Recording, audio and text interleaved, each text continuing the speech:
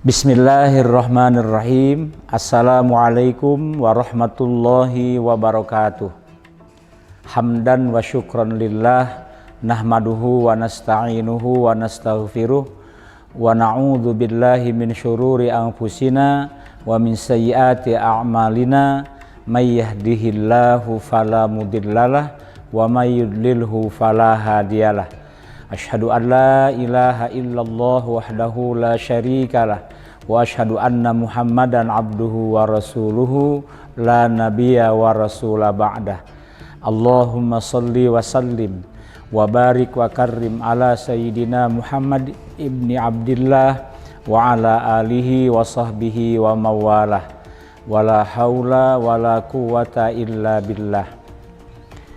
Para pemirsa LTV yang dirahmati dan dimuliakan Allah, mari kita sama-sama memanjatkan, mempersembahkan puji dan syukur kehadirat Allah yang Maha Ghafur, karena saat ini kita semua sudah ada di sepertiga terakhir bulan Ramadan 1447 Hijriah. Maksud sepertiga terakhir karena hari ini kita mulai puasa pada hari ke-21.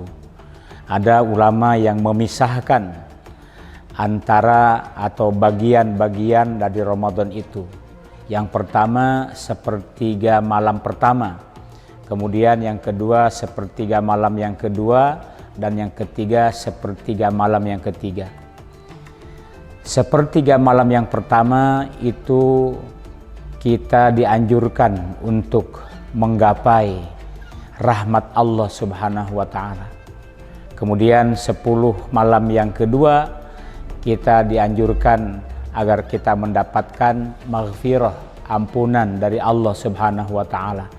Dan 10 malam yang terakhir itu mudah-mudahan harapan kita semua dibebaskan dari siksa api neraka. Para pemirsa LTV yang dirahmati dan dimuliakan oleh Allah. Nah, di sepertiga malam yang terakhir atau mulai malam likur-likuran kata orang Palembang, itu dimulai tadi malam. Maka kita harus memanfaatkan situasi terakhir dari bulan Ramadan itu.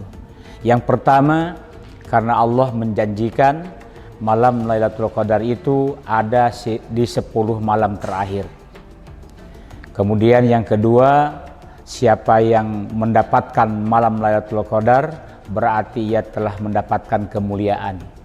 Dan jangan lupa para pemirsa LTV sekalian, Allah Subhanahu wa Ta'ala memberikan kelapangan kepada kita dengan rezeki, maka keluarkanlah kelapangan rezeki itu dalam bentuk zakat fitrah. Ada baiknya kita akhiri Ramadan itu dengan zakat fitrah. Zakat fitrah adalah penyempurna ibadah Ramadan kita. Shaumu abdi mu'allakun bainas sama'i wal ard hatta tusamma bi zakatil fitr. Puasa hambaku masih tergantung antara langit dan bumi sampai disempurnakan dengan zakat fitrahnya. Maka tunaikanlah zakat fitrah terutama di malam-malam terakhir atau di hari-hari terakhir bulan Ramadan. Selanjutnya di dalam menunaikan zakat fitrah itu tersembunyi makna silaturahim. Kita sering mendengar kata-kata silaturahim itu dalam bentuk fisik seperti misalnya musafahah. Tetapi bapak-bapak, ibu-ibu, para pemirsa LTV yang saya hormati, silaturahim mempunyai makna yang sangat dalam dan luas. Di antaranya yaitu dengan pengeluaran zakat fitrah. Di situ ada makna silaturahim. Artinya mempererat tali silaturahim sesama kita, terutama dengan kaum mustad'afin. Bahkan manfaat dari kata silaturahim itu sendiri, ya, andai kata ada bayi yang lahir malam takbiran, maka ia terkena kewajiban zakat fitrah. Kenapa? Karena zakat fitrah itu kaitannya ya dengan membersihkan jiwa dan memberi makan orang-orang yang lapar. Hadirin hadirat sekalian, para pemirsa LTV yang dirahmati dan dimuliakan oleh Allah. Selanjutnya, silaturahim itu berasal dari dua kalimat. Yang pertama silah dan yang kedua rahim. Kita sering menyebutnya rahmi, padahal dari bahasa Arab namanya rahim. Jadi silaturahim artinya menyatukan darah, menyatukan saudara, artinya mempererat persaudaraan. Itulah makna silaturahim. Utama sekali pelaksanaan silaturahim ini apabila dilaksanakan oleh kita orang-orang yang beriman di saat kita sedang menjalankan puasa Ramadan. Dan kita dianjurkan untuk bersilaturahim itu di setiap waktu dan kesempatan. Misalnya, dalam sholat berjamaah itu ada makna silaturahim. Dalam sholat berjamaah, para pemirsa LTV sekalian, biasanya ada imam, ada makmum. Nah, lebih dari dua orang itu ada hubungan timbal balik. Apalagi kalau seandainya sholat berjamaahnya ditambah dengan cawisan-cawisan, kajian-kajian Islam, baik tentang fikih, akhlak, akidah, tafsir, dan lain sebagainya. Nah, itu semua pertama dapat meningkatkan kerekatan hubungan kekeluargaan, itulah yang namanya silaturahim. Kemudian juga ilmu kita dapat bertambah dengan silaturahim tersebut. Bahkan lebih dalam lagi, dengan silaturahim umur kita pun akan menjadi berkah dan juga bertambah, baik secara hakikiyah maupun majaziyah. Misalnya ada sabda Rasulullah SAW, man ahabba ayyub satolahu fir rizkihi wa yunsa'alahu fi atharihi falyasil rahimah.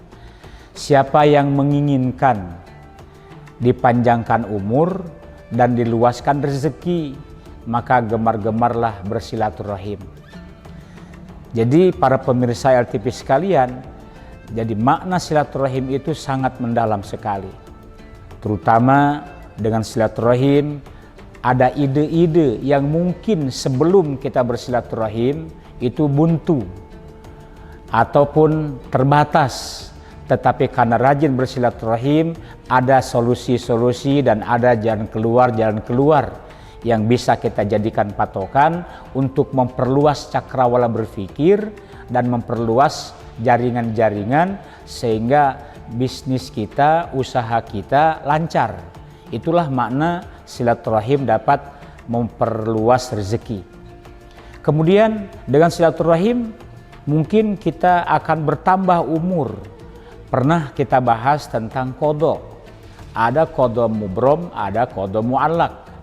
Nah, termasuklah qadha mu'allaq itu qadha yang bisa diubah dengan ikhtiar-ikhtiar dan doa-doa. Misalnya dalam pertemuan itu, dalam sholat berjamaah itu ada doa yang kita panjatkan. Allahumma tawwil umurana wa sahih ajsadana wa nawwir qulubana wa tsabbit imanana wa ahsin a'malana, dan seterusnya. Ya Allah, panjangkanlah umurku, sehatkan badanku, terangi hatiku, mantapkan imanku. Mungkin dengan wasilah itu umur kita yang dulunya sekian tahun bertambah sampai hari ini. Dan siapa tahu bahwa sebenarnya umur kita sudah tidak ada di dunia ini 10 tahun yang lalu. Mungkin dengan wasilah doa panjang umur, kita diberikan oleh Allah kesempatan untuk masih menghirup udara di alam dunia ini. Jadi hikmah dan manfaatnya banyak yang rahasia. Para pemirsa LTV yang dirahmati dan dimuliakan oleh Allah, sebagian kita terjebak ya dengan pemaknaan sempit dari silaturahmi itu. Tetapi sebenarnya sangat luas. Dan pada hakikatnya kita akan mengetahui makna atau hikmah dari balik silaturahmi itu. Misalnya yang kedua, setelah sholat berjamaah kemudian kita bermusafahah. Bermusafahah itu bagi orang yang beriman akan melahirkan insan-insan yang baru yang lahir tanpa noda dan dosa. Kata Nabi, ma min muslimaini yaltaqiyani fayatasofahani illa ghufira lahuma qabla ayatafarraqa. Tidak ada dua orang Islam yang bertemu kedua-duanya lantas kedua-duanya bersalaman kecuali Allah mengampuni dosa keduanya sebelum berpisahnya kedua orang tersebut. Maknanya adalah lebih cepat ampunan Allah ketimbang berpisahnya kedua tangan hamba Allah tersebut. Jadi itu hikmah-hikmah yang terkandung di dalam silaturahim. Kemudian silaturahim bukan hanya salam-salaman saja. Misalnya saya umpamakan ini tangan kanan, ini tangan kiri. Ya, tangan itu bukan silaturahim. Tangan kanan bersilaturahim dengan berjabat tangan dengan saudara kita, sahabat kita, berarti tangan kita dimanfaatkan untuk menyapa dan bersalaman dengan sahabat kita. Nah, di saat salaman seperti itulah kita mempunyai pikiran bahwa tangan bukan badan, tapi tangan bagian dari badan. Ini kepala bukan badan, tapi kepala bagian dari badan. Saling bersalaman bukan silaturahim, tapi saling bersalaman bagian dari silaturahim. Saling mengunjungi di hari lebaran bukan silaturahim, tapi saling mengunjungi di hari lebaran itu bagian dari silaturahim. Jadi begitu luas. Dengan memperhatikan dan menyayangi binatang pun kita sudah mampu bersilaturahim dengan alam sekitar. Misalnya di rumah ada kucing itu misalnya kelaparan, kemudian kita bantu, kita lepaskan kesulitannya. Ada kucing yang terjepit dengan tali, ya terjepit dengan satu benda, kita bantu, kita beri makan. Itu juga sudah menyambung tali silaturahim dengan binatang. Jadi ada pri kebidatangan, bukan hanya pri kemanusiaan saja. Rasa ingin membantu, menolong kepada alam sekitar, termasuk juga itu termasuk bagian dari silaturahim. Para pemirsa LTP yang dirahmati dan dimuliakan Allah, Allah Subhanahu wa Ta'ala menyenangi hamba-hambanya yang gemar bersilaturahim. Irhamu man fil ardi yarhamkum man fis sama. Sayangi, rahmati orang-orang atau siapapun yang ada di bumi, tentu kalian akan disenangi oleh makhluk yang di langit. Siapa yang di langit? Para malaikat, para syuhada, sholihin, para nabi, anbiya wal mursalin, itu makhluk-makhluk Allah yang ada di langit. Mereka akan menyayangi kita karena kita pun sudah menyayangi apapun yang ada di bumi. Semoga kita termasuk di dalamnya, amin ya rabbal alamin. Pada saatnya nanti kami keluarga besar dari BDK Palembang mengucapkan minal aidina wal faizin taqabbalallahu minna wa minkum syiyamana wa syiyamakum taqabbal ya karim. Wassalamualaikum warahmatullahi wabarakatuh.